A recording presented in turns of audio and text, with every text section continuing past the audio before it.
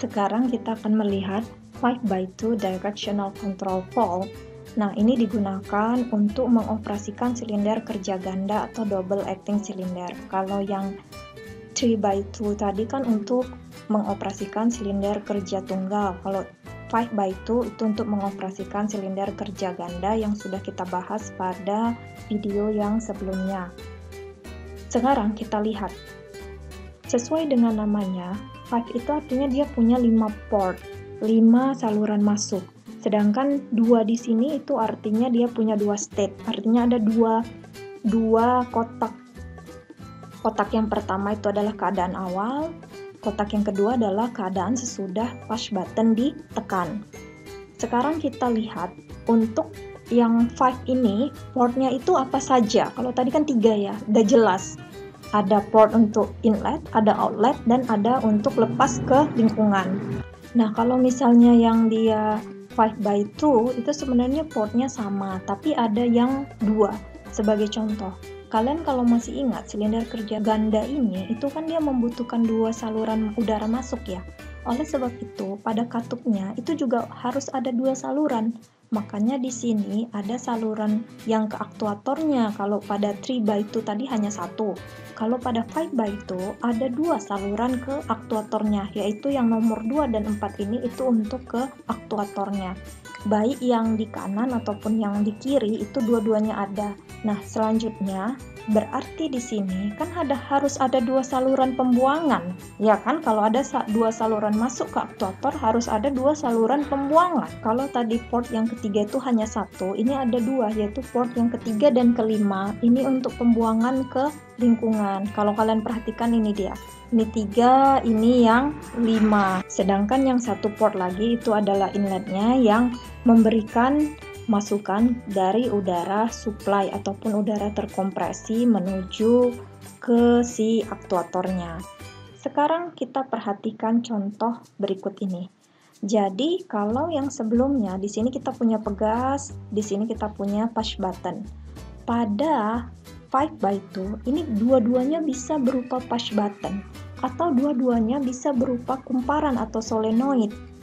Sehingga nanti dia bekerja secara otomatis. Jadi tidak harus dalam bentuk pegas ya.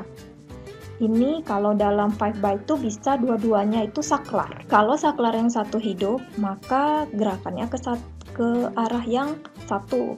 Kalau saklar yang berikutnya hidup, gerakannya adalah yang berlawanan. Sebagai contoh, ini dalam kondisi normal ataupun dalam kondisi dia saklar belum dinyalakan, itu ada aliran udara masuk dari port yang nomor 1, tetapi karena dia di sini masih dalam kondisi yang normal, maka dia, kalian perhatikan nih simbolnya itu berarah ke port yang nomor 2. Dan port yang nomor 2 ini itu akan memberikan udara terkompresi tersebut untuk menekan piston ke arah kiri. Artinya ini dalam kondisi normal, ini dia pistonnya masih belum bergerak ke kanan. Nah, setelah push button ditekan, maka dia akan berpindah. Ini akan berpindah menjadi seperti ini. Sekarang, karena push button sudah ditekan, udara yang terkompresi tadi itu masuk tetap melalui port 1, tetapi sekarang dia ke port yang keempat. Dia port yang keempat. Nah, kemudian port keempat ini memberikan udara terkompresi tersebut ke sini, ke bagian yang ini. Nah, di bagian ini itu akan memberikan tekanan udara keluar. Tekanan udara keluar dan menggeser piston tersebut ke arah kanan, sehingga terjadinya pergeseran. Kalau misalkan kemudian bagian yang ini tuh saklar ditekan lagi, maka nih kembali lagi keadaannya seperti posisi awal. Kalau misalnya yang ditekan itu saklar yang ini, maka yang menyala itu bagian yang ini. Tapi kalau yang di saklar ditekan tuh bagian yang ini, maka yang menyala bagian yang ini. Nanti Ibu akan memberikan video dari YouTube bagaimana animasi untuk 5x2 directional control valve ini. Jadi dia itu mengatur 2 arah, satu arah ke kanan, satu arah mengembalikan ke kiri. Dua-duanya itu bisa ada saklarnya. Sehingga karena dia bisa mengatur 2 arah itu dia butuh adanya 5 port. Kita perhatikan kembali, selesailah kita mempelajari tentang sistem pneumatik kita. yang secara garis besar itu seperti ini bentuknya. Semuanya sudah kita pelajari. Controllernya juga kita sudah belajar ya pada PLC. Kita lihat kekurangan dan kelebihan dari sistem pneumatik ini.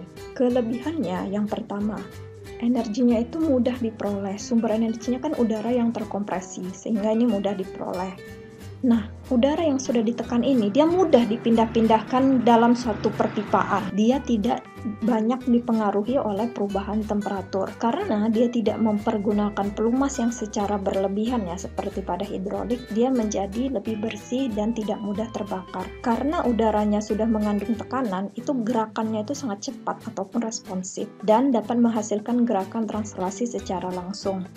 Juga sistem keseluruhan tadi itu yang ini itu tidak memerlukan tempat khusus karena dia tidak akan menimbulkan kebakaran atau kotor yang berlebihan. Sedangkan kekurangannya itu apa?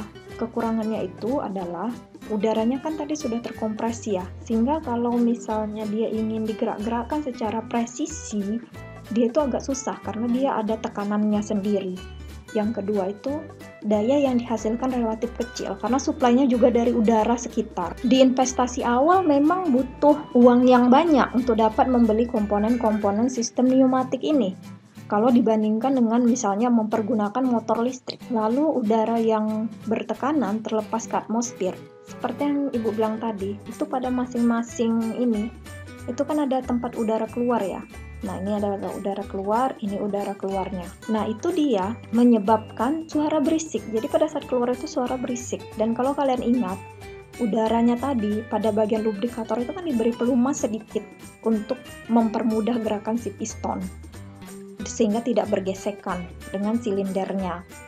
Nah, itu dia ketika udara terkompresinya keluar, dia ikut keluar, sehingga dia memang tidak sekotor mempergunakan hidrolik, tapi juga dia akan sedikit mempengaruhi kebersihan dari lingkungan. Jadi sampai di sini dulu. Untuk selanjutnya kita akan belajar tentang sistem hidrolik.